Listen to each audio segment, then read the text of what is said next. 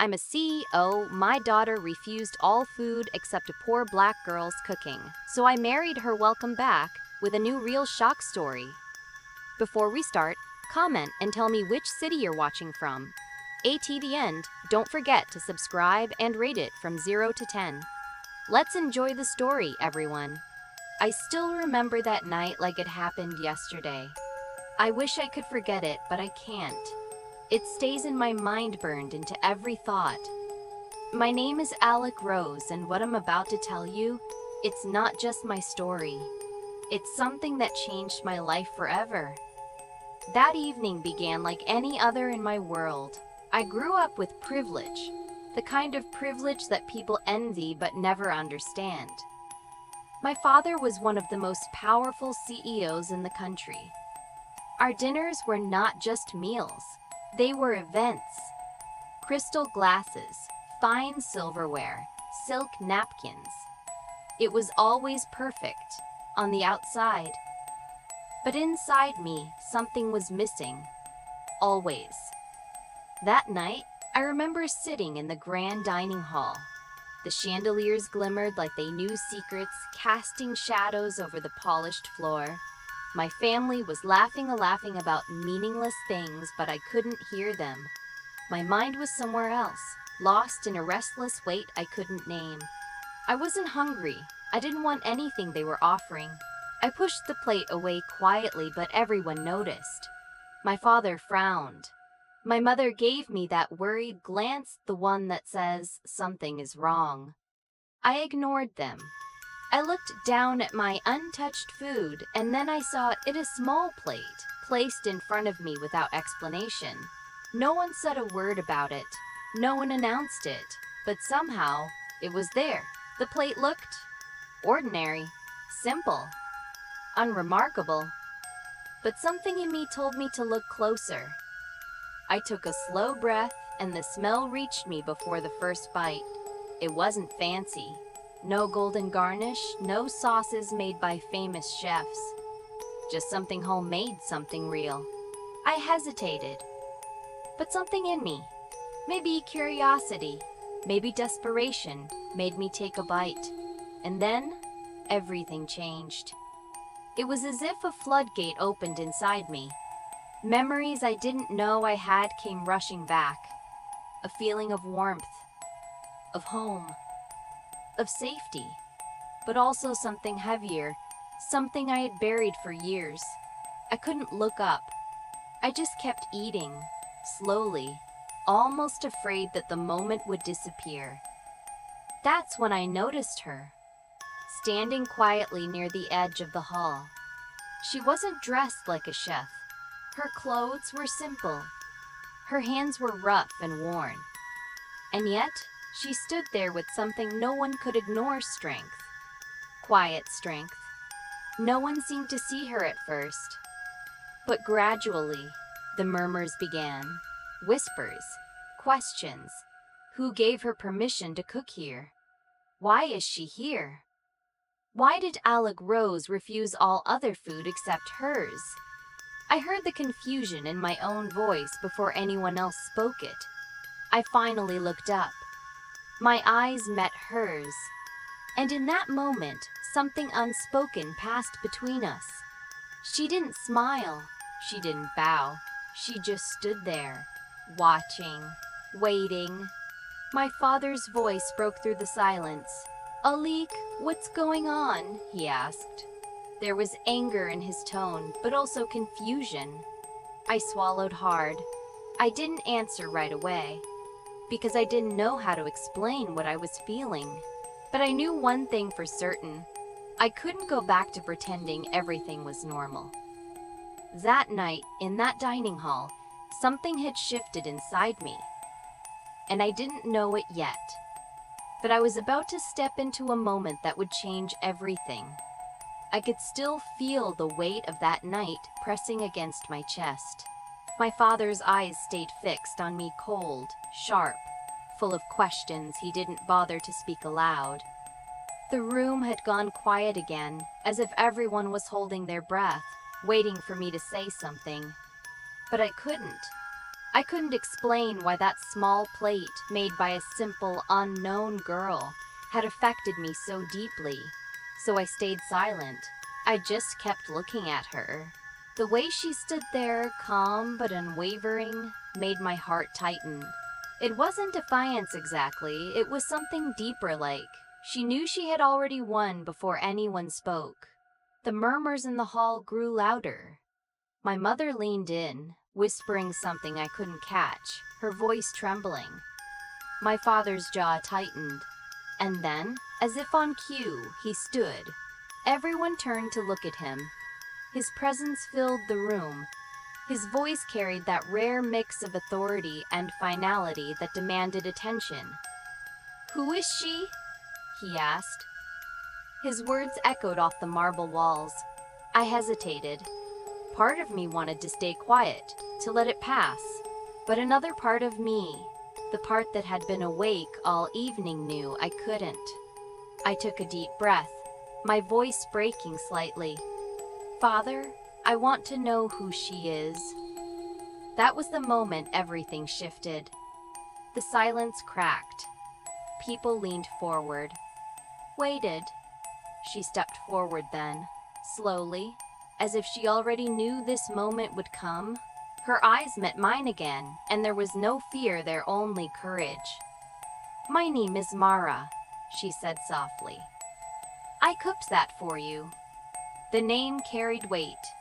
It sounded simple, but in that moment it felt like a challenge. My father frowned deeper, his pride wounded, his control slipping. "Who gave you permission?" he demanded. She didn't answer immediately. Instead, she looked at me. Her gaze was calm, almost gentle. "I wasn't asking for permission," she said. Her voice was steady, but it carried something dangerous truth. "I was asking to be seen." A ripple of shock passed through the room. Whispers grew louder. I could feel people shifting in their seats, leaning towards something they wanted to see but were afraid to admit. My heart began to race, not out of fear, but because I knew this wasn't just about her. It was about all of us. My father's voice rose again. "This is my house. This is my family. You cannot simply—" I cut him off. I didn't mean to, but the words came out before I could think. "No, Father, this is not about your house. This is about our worlds." The hall fell silent again. I could feel everyone turning to look at me, at Mara, at the plate that had started it all. Mara didn't flinch. She stepped closer to me, her eyes never leaving mine. "You saw it," she said softly. "You saw what others choose not to see." I nodded, and in that moment I knew I could never go back to the life I had before. Something inside me had broken open, something I couldn't ignore. That night became the beginning of something I couldn't name, a shift, a storm gathering. Mara and I stood there quietly while the whispers grew louder. My father's face was a storm of anger and confusion, but I could see something else too, fear. Because what had just happened wasn't about a meal, it was about truth. And truth is never easy. After that night, nothing in my life felt the same. My father's anger didn't fade. It grew quieter, but sharper, like a storm brewing just beyond the horizon. My family avoided speaking about Mara, about that plate, about what happened, but I couldn't stop thinking about her. The very next day, I found myself walking through the quiet streets of the city, not knowing where I was headed. It was strange, almost as if my body was leading me somewhere my mind wasn't yet ready to understand. Then, without meaning to, I found myself standing in front of a small kitchen at the edge of town. It wasn't fancy. It wasn't polished. The sign above the door was hand-painted, and the windows were fogged with steam. But somehow it felt familiar. I stepped inside. The smell hit me instantly, warm bread, spices, something comforting yet raw. And there she was. Mara, standing at the counter, sleeves rolled up, her hands moving with a kind of grace that was impossible to ignore. She looked up and smiled faintly, almost as if she had been waiting for me. "You came," she said softly. I swallowed hard. I wanted to ask her why she was there, why she had done what she did, but my voice was gone. Instead, I stepped closer. She began to speak, but not about food. She spoke about her life, how she grew up in a world that saw her as nothing. A world where her worth was measured by her skin, not her skill, her strength, or her heart. She told me about working days without pay, about the countless times people ignored her, and about the hunger not for food, but for recognition. Her words hit me harder than I expected. My life had been wrapped in silk and privilege, yet I had never felt truly seen. Mara's words carved a new truth into me. There was more to life than comfort, than status, than safety. The next days were chaos. My father was furious when he learned I had visited her. My mother begged me to forget it. My friends whispered. But Mara and I kept meeting. Each time, she told me a little more about her life. Each time, I began to feel the walls of my world crumble. Then, one evening, Mara said something that stopped me cold. "They don't want you to see this, Alec. They fear what will happen if you do." I didn't understand at first, but then it hit me. This was bigger than Mara. This was about the invisible walls people build, about the fear of losing control. Mara wasn't just cooking for me. She was showing me a truth my world had been hiding. The tension between my father and me grew unbearable. He calls it rebellion. I calls it awakening. Arguments spilled into the halls of our home. Voices raised, doors slammed. But my resolve only grew stronger. I couldn't turn away now. One night, Mara invited me into her kitchen again. She handed me a small plate, almost like she knew this was a turning point. The food was simple rice, beans, a stew that smelled of earth and courage. I took a bite, and something inside me shifted completely. It was no longer just about me. It was about the story she carried, and the story I was becoming part of. That's when I realized this wasn't just a single night, a single meal, or even a single act of defiance. This was a movement, and I was standing right at the edge of it, but what I didn't know was how dangerous it was about to become. Because once truth is seen, it cannot be unseen. The days that followed felt like walking on glass. Every step I took was careful, but I knew I was already breaking something inside myself, and maybe breaking something much larger. Mara and I kept meeting in secret, sharing stories in her little kitchen, away from prying eyes. But whispers followed me everywhere. The walls of my home were thick with tension. My father's silence became heavier than his anger. One evening, Mara looked at me with those steady eyes of hers and said something that chilled me.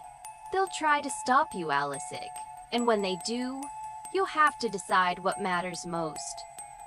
I didn't know what she meant at first, but I was about to find out.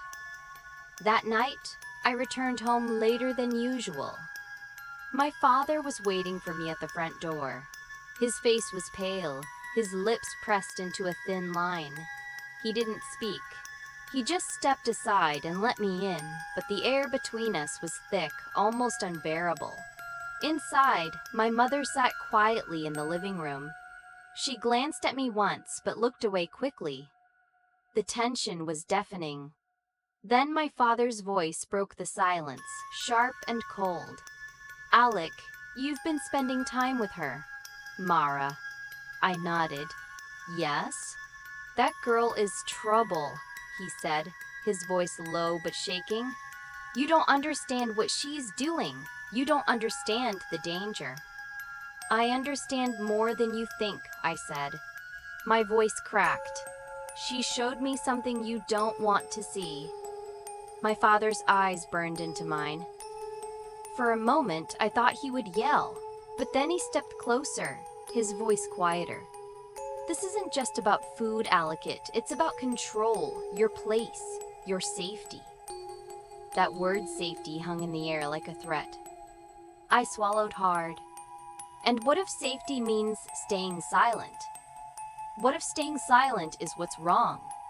His expression faltered. I could see doubt flicker in his eyes, but then Mara's name left my lips again. I can't stop seeing her. I can't stop listening. My father's hand clenched into a fist. You're crossing a line if you keep this up. But he never finished. A loud knock at the door interrupted him. Heavy, firm. A knock that didn't belong to the night. We froze. My heart raced. My mother's eyes widened. My father stepped toward the door, his voice tense. Who is it? No answer. Just silence. Then the knock came again. Louder this time. My father opened the door. Two men stood there, their faces unreadable. No introductions. No explanations. Just an air of authority that made my blood run cold. We need to speak with Alec Rose, one said. I stepped back instinctively. Why? That's not for you to decide, the other said. Their voices were calm but carried an undeniable weight. My father's face went pale. This is private, he said firmly. You can't. But they ignored him. One stepped inside, motioning for me to follow. Mara's face flashed in my mind the calm, knowing look she had given me the night before. I glanced back at my father. His expression was unreadable, but there was fear there now. And in that fear, I saw something I hadn't seen before. Vulnerability. I followed the men. Each step felt heavier than the last. I didn't know where they were taking me, but deep inside I felt a pull, a certainty that this was the moment everything was about to change. The door closed behind me. The world outside faded. I didn't know if I would ever walk through it the same way again. And in that moment I realized there was no turning back. Because truth, once found, becomes a force too powerful to ignore. And now, I was standing in its path. The room was cold, dark, and the air felt heavy like it was holding its breath. I could hear my own heart beating in my ears. The men led me down a narrow corridor, their footsteps echoing against the stone walls. Somewhere behind me, the door closed with a thud that sounded like a final sentence. I didn't know where they were taking me. Part of me wanted to run, but another part knew I couldn't. Mara's words kept repeating in my mind, they fear what will happen if you see the truth. They stopped at a small room, no windows, just one bare light bulb swinging gently above. One man stepped forward, placing a folder on the table. Inside were pictures, documents, names, a story buried in silence. Names of people who had been silenced before me. Names of people who, like Mara, had been invisible until they decided to stand. One man spoke softly, almost kindly. We've been watching her, watching you. You have to understand the danger, not for yourself, but for everyone who follows after you. And in that moment, I realized what this was. It wasn't just about Mara, or about me. It was about the story, the truth, that people in power wanted to hide. I sat there, staring at those pages, feeling the weight of something much larger than my own fear. I thought about Mara, about her quiet strength, about the way she taught me that courage wasn't loud, it was steady, unshakable and real. Hours passed. The men spoke little after that, and eventually they left me alone. Left me with the truth. Left me with a choice. I could walk away. Go back to the life I knew. pretend none of this had happened. But I knew I couldn't. Not anymore.